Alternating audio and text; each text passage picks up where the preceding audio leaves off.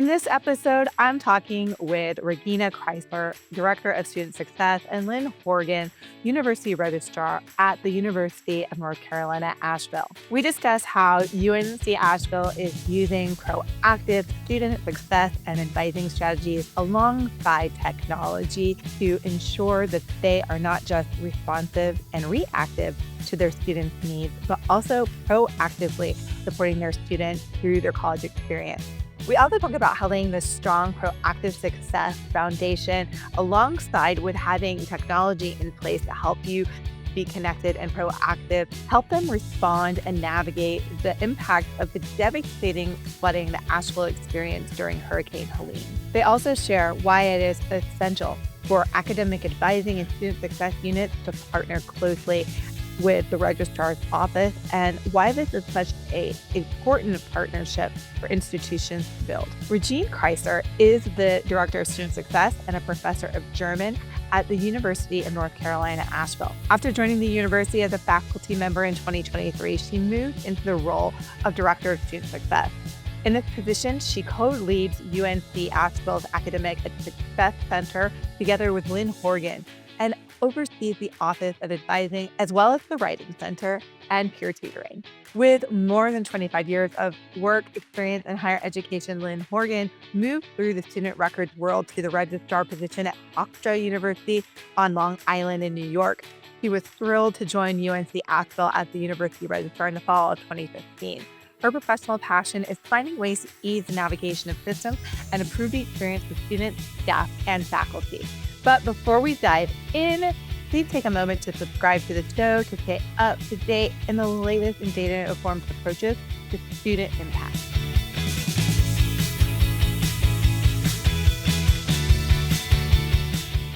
Welcome to Next Practices. I am so glad you're here. Thank you so much for joining today to share how your institution is helping students thrive and succeed. Thanks so much for having us. It's great to be here. Thanks. Let's get started by having you share a little bit about the University of North Carolina, Asheville, who it serves, its mission, and your role in that work. Sure. UNC Asheville is nestled in the Blue Ridge Mountains of Asheville, North Carolina. We are the designated public liberal arts and sciences school of the UNC system. And we are here to serve North Carolinians mostly, but also a good amount of out-of-staters. Absolutely. And I'm Regine Criser. I'm the Director of Student Success here, working together with Lynne in leading our Academic Success Center, which includes the Office of Advising, the Registrar's Office, and our Writing Center and peer tutoring. I was thinking when you said lots of out-of-staters, I know I recently visited Asheville this summer and fell in love, and I'm sure others have too, and are coming to enjoy the beautiful city of Asheville while going to your university. We like to start by having conversation about common challenges that folks are seeing in higher ed or at their particular institutions. And I know that you have faced a very acute recent challenge in helping students weather and navigate the impact of the devastating flooding that Asheville experienced during Hurricane Helene last fall. I'd like for you to talk about the impact of that natural disaster on your work, but I'd like you to also, if you don't mind sharing some of the broader challenges that you were looking to solve at your institution when it comes to student outcomes and student success prior to the hurricane and how the hurricane has shaped that work. Yeah, absolutely. I think one of the challenges that's pretty common or like focus points is pretty common across institutions of higher education is fall-to-fall retention, just because it seems to set up so many of the other metrics that we pay attention to. So we experienced quite a dip in our fall-to-fall retention and for the fall 21 cohort.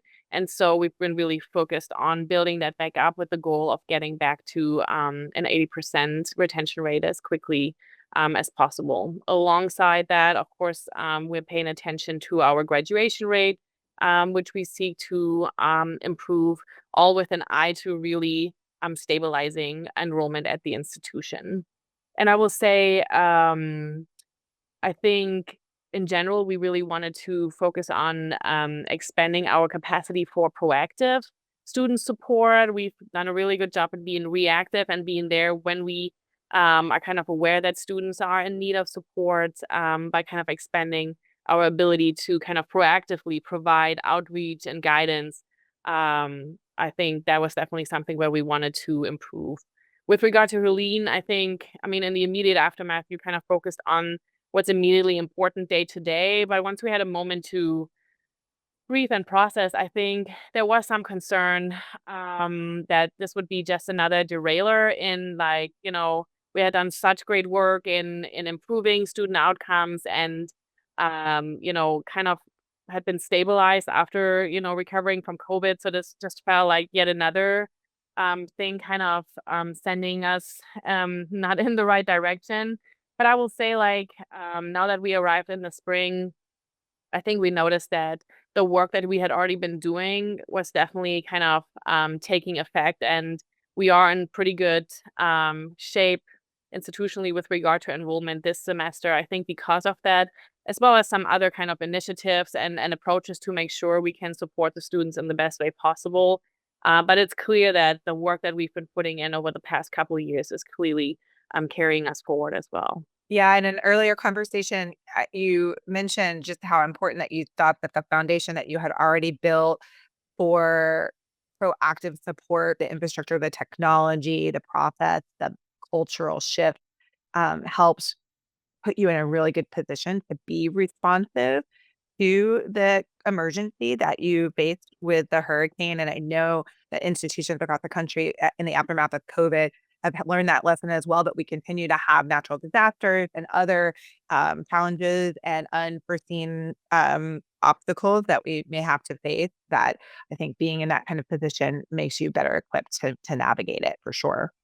I think one of the bigger challenges that I noticed is, we just have so much data to help people navigate, for so often it lives in so many different systems. So it's really nice to have a place where it's all together and we can help people make the right decisions, or at least see the whole picture to be able to make better use of their time. We've got limited resources, so better use of our resources and really target efforts in the way we need to be effective and improve student success. Yeah, and I know that managing vast quantities of data is a real challenge for institutions, that they have, you know, 50 to 200 systems that are disparate and trillions of bits of data that everyone needs to be able to manage, and that can be a real challenge. So looking to consolidate systems, looking for ways to make the data that they have actually something they can use, and that they can use not just at the end of the term, but during the term, to be proactive, like you were talking about, Regina. I know too, we've talked about just students are different. They're complex. They have a lot of stuff going on. They come in all kinds of shapes and sizes and forms. They are living, they are working, they are caregiving, they are maybe face challenges around academic preparation coming out of COVID, and that they can need a wide variety of support. Is that something that you're seeing at your institution as well? Yeah, absolutely. I think at UNCA, the majority of our students still fall into kind of like a traditional student kind of definition, even though I think we're probably in the process of higher education to kind of expand that definition. Who is a traditional student? And for those students, we know that the more than half of them need to work alongside school, and so that's a significant responsibility to balance alongside the schoolwork. And so, kind of making sure that we can meet them where they're at with regard to their level of preparedness and readiness and capacity, right? Again, to engage with their academic work is definitely something that we're paying close attention to. And even in the aftermath of Helene, it was very clear that our students like really fell on a spectrum of needs. Like, some of them lost their home, others like just lost access to their course materials, but were otherwise safe. And so both of those needs are important, but clearly need to be prioritized differently and addressed differently. And so it was really good that we already had a practice in place to really embrace our students as full human beings and providing holistic support for them. Yeah. It's so important to be able to provide that proactive, holistic support. Can make a real difference for students rather than having to help them dig out of whatever hole they got themselves into at the end of a term. I know that you have taken a really data-informed, multifaceted approach to trying to address some of these challenges. I'd like to talk through what the combination of strategies you're finding are really working and really making a significant difference for your students, your teams. I know that sometimes the capacity and the ability to work effectively as a team can be a real challenge in and of itself, and also for your broader institution. Yeah, I'd say one of the roles of the registrar's office in the use of Civitas is really focusing on two primary action items. So it's registration and the graduation application. So that's primarily what we're using Loom for to really have these campaigns. We've seen a really great success in nudging students through the registration process, making sure they're registering on their day, that registration opens for them. And we've really seen that number of students, the percent of students that register on their day increase. And then just a lot of nudging around the graduation application. And I think that really helps students think forwardly and like think about, okay, that end goal and then kind of planning back from there, but making sure they do that action step of the graduation application to get all that going. Post Helene, our communications really focused from our office, really focused on kind of the changes of academic policies that we needed to institute. So to get that information out there and make sure students knew the withdrawal deadline was expanding or extending, and kind of how they might navigate seeing their grades first before deciding to withdraw, like some of the things that we were doing, changing the academic calendar. So we wanted to get that information out as quickly as possible during that time, so students could really make decisions between all the priorities that were happening in their life. Yeah, on kind of like a more micro level for our team, I think one of the most important ways in which we are leveraging Civitas is kind of picking up academic challenges through the academic alert system. Faculty use the system to kind of inform us of a student that they are concerned about with regard to academic challenges. We have made it, I think, pretty clear over the last couple of months, kind of building this culture around academic alerts, that we really want them to be the initial contact around this concern, that they have a conversation with their student. But then also, they can let us know if they think like additional support would be helpful. And so seeing an alert for a student, the team is coached to kind of look at the whole picture to see what might be going on and what support might be most helpful. Is this a student who just kind of needs a gentle nudge to reconnect with their instructor in the class, or is this a student who would really benefit from having a meeting with one of our student success specialists so we can explore what all support systems need to be pulled in to make sure they are can get back on track and finish the semester as successfully as possible. So that's like we're in the depth of it right now, in the middle of the semester, and that takes up a good amount of time and focus for our team. We also have a targeted communication plan for our first year students, since all of them are connected to one of our student success specialists for their first year here. And so there's a really targeted focus around making sure that there's some information that needs to go to all students, but then kind of tracking engagement with that messaging. And again, pulling all the different data pieces together to see, okay, if I have a message around the writing center, like who might need that more, right? Probably the students who are taking our writing class this semester, probably the students who might already be on academic warning, right? Versus what are kind of messaging that could go to your whole caseload. So really kind of fine tuning and nuancing our outreach so it's relevant and timely. What made a real difference for us post Helene was that we were able to text all of our students through one platform. And we did not have any other platform in place that could have done that. I think we would have found a way to reach our students, no matter what, because that was definitely a priority to determine that all of them are okay and well, and to understand where are they at and what kind of challenges are they facing in that moment. And so being able to send a text message, relatively easy, like pulling a list in admin analytics and exporting it into advising analytics and then just send a text message that linked to a Google form for them to check in. That was such an effective and easy way to do it, because then we could focus on responding to the information that we got to the students, right? We didn't have to spend so much time kind of calling or texting in a different kind of way. We could immediately focus on monitoring the answers in the Google form, kind of tracking who have we not heard from whatsoever, and also what needs are coming up from the students that we need to respond to quickly. So that made a significant difference for us. Yeah, I think that the ability to that coming back to that theme, I think the theme of the conversation, just being able to be proactive and responsive to the needs of your students in the moment in which they need them, and being able to easily and quickly prioritize your outreach and then actually take action on that outreach and then document it in a way that everyone can access can make it so simple. I've shared with you and the audience knows and has heard this before that my background's in advising. I was an advisor and an advising leader for 15 years. And I think often it is so easy to serve the students who show up, the students that are in your inbox, the students that are in your waiting room, the students that are crying in the hall, the student that is calling you on the phone, or the parent of that student who's calling you on the phone. And we will be very busy. We'll have a full inbox to answer questions for, and a full appointment slot or full walk-in with a waiting room full of students.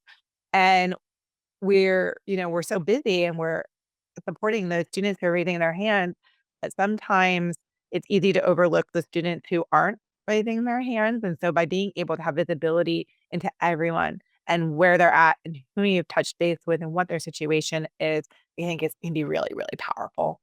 Absolutely. I absolutely agree. It's been helping us. I think like the major things are helping us prioritize, right? I mean, like we've always kind of had the commitment to serving all of our students. And as you said, like there are only so many hours in a day.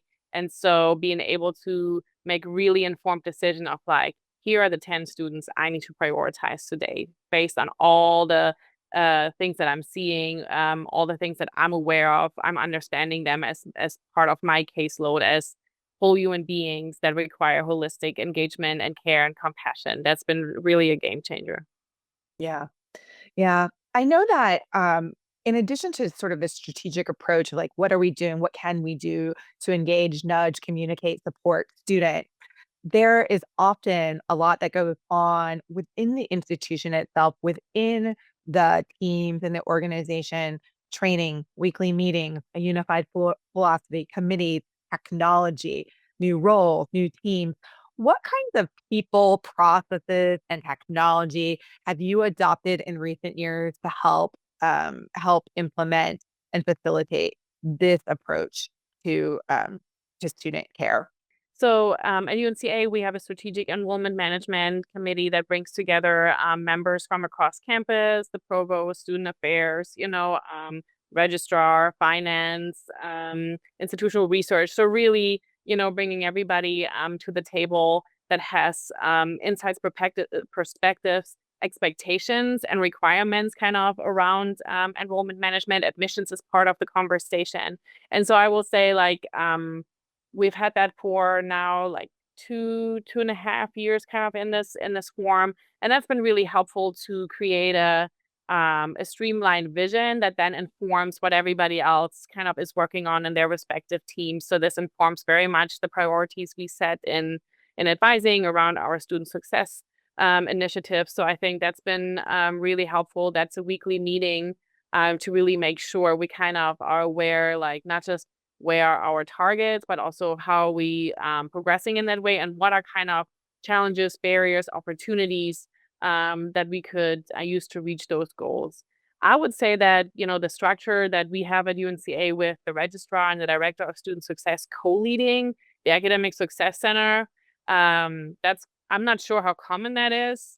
And I'm clearly biased because I get to work with Lynne. However, I think like having those two perspectives, because we're paying attention to different aspects of the student journey, has been really, really helpful for us to really fine tune and streamline and kind of look in depth and in nuance holistic ways around, okay, how do we set up the infrastructure? How do we set up the systems to support our students? And we've been able to amplify some barriers or concerns as well as some real successes there. So I would say that's a structure or a partnership that has been really making a difference. And then, of course, being able to use Civitas for 3.5 years at this point, that has clearly helped us reach the goals that we are trying to achieve.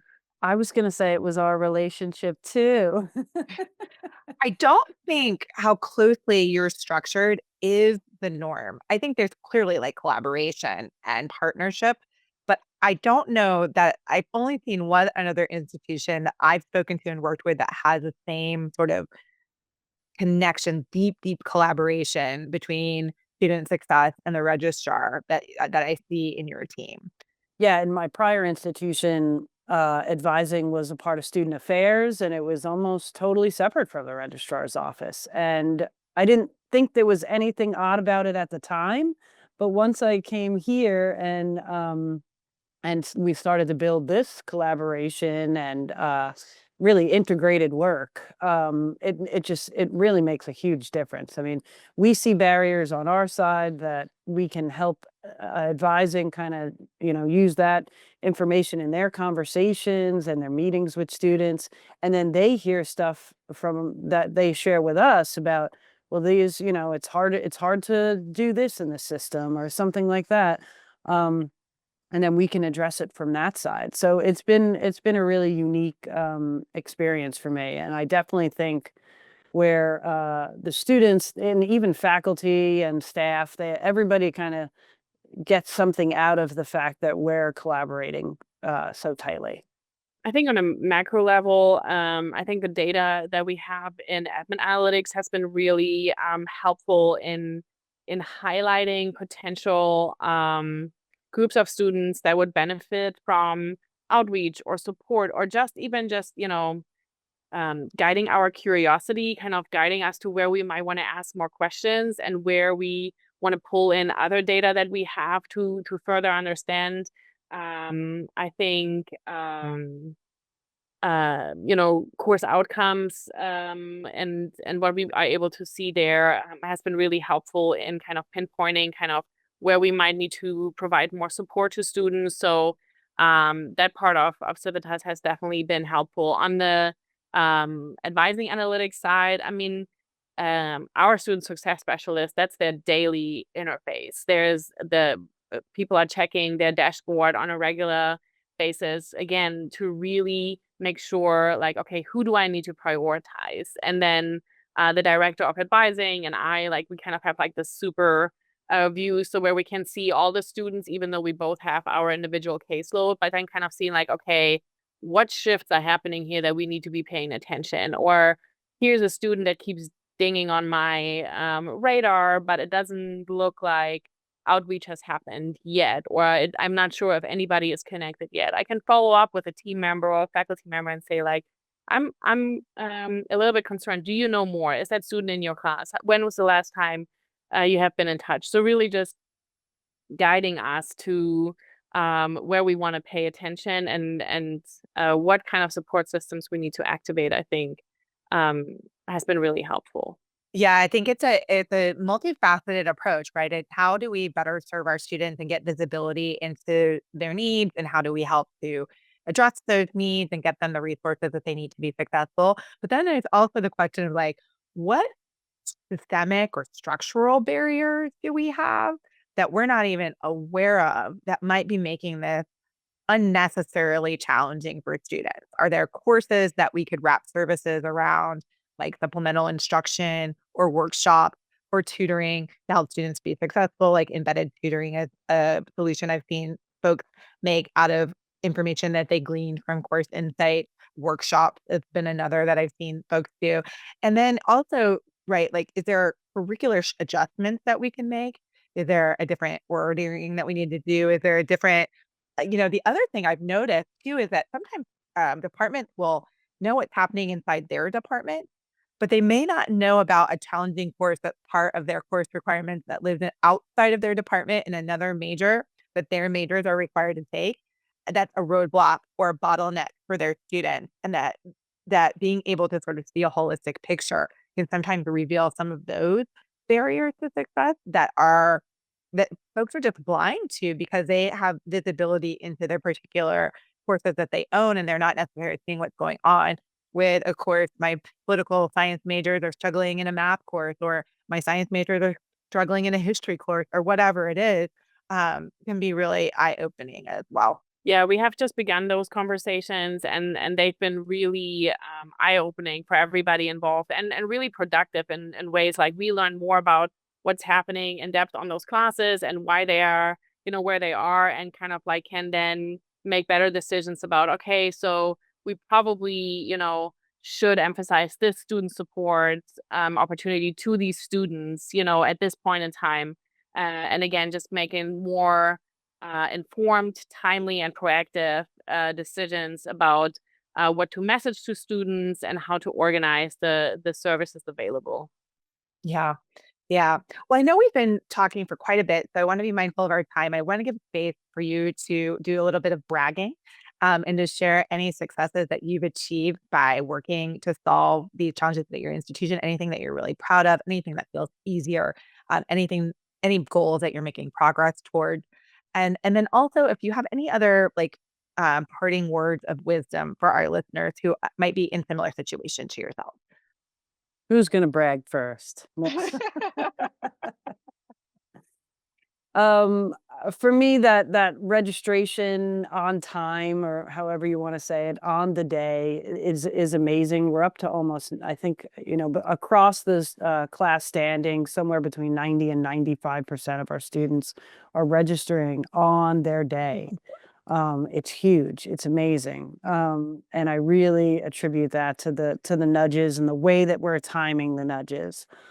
Um and then another, kind of successful thing that I've seen on our side that was, we didn't do for so long, is when we do academic standing review, there's always kind of this chunk of students that's like, "Well, I don't know." They're on the fence, where and being able to sit in a room with Regina and look at Civitas and see some of the graphs, see some of the outreach, see the notes.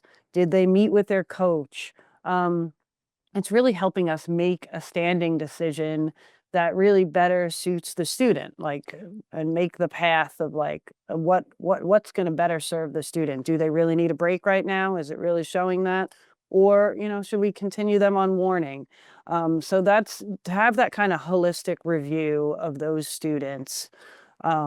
It's just been, I think it really helps the students. It really helps the institution. And I don't think we could really have done that without Civitas. Yeah, I agree. And so yeah, just appreciate that we have an environment and a working relationship where we're like, yeah, the computer says this based on the two factors the computer can see, but because we have more data available, we're willing to take the time to really take a closer look. So that's been really meaningful. I will say we have had, a 5% increase. Let me start over. I will say we have had a 5% increase in our fall to fall retention for the fall 22 cohort. And so, as I mentioned earlier, there are always a lot of different factors that are in place, kind of to make something like that happen. But I know that our intentional work and proactive work through Civitas definitely played a part in that. That's our largest increase year to year, ever. And so we hope that we can continue to build on that, pace. But it really kind of got us out of that dip pretty quickly, and now we can march in towards our goal of 80%, at least fall to fall retention. So that's been really meaningful, and that was a really proud moment, knowing that the work that the team was doing here, and the work that we were doing with our outreach definitely contributed to that. I think, yeah, I think that Yeah. probably would be that's good to brag on. Those are great. Those are great brags. I'm so happy to hear that you're making such good progress. This kind of work can make such a big difference for students. Any parting words of wisdom before we sign off? Always make friends with your registrar. No, Very wise wisdom. Absolutely. It's one of my favorite cities. I live in Austin, Texas, which is a beautiful, beautiful place, and I love it. And nobody in my family wants to move. But if there was one place I would move to, it'd be Asheville. So I hope to come visit again soon, and I encourage everybody else to as well. Thank you so much, Regina and Lynn, for coming on Next Practice. This has been a really great conversation. I really appreciate your time. Thank you so much for having us. It's been great. thank you.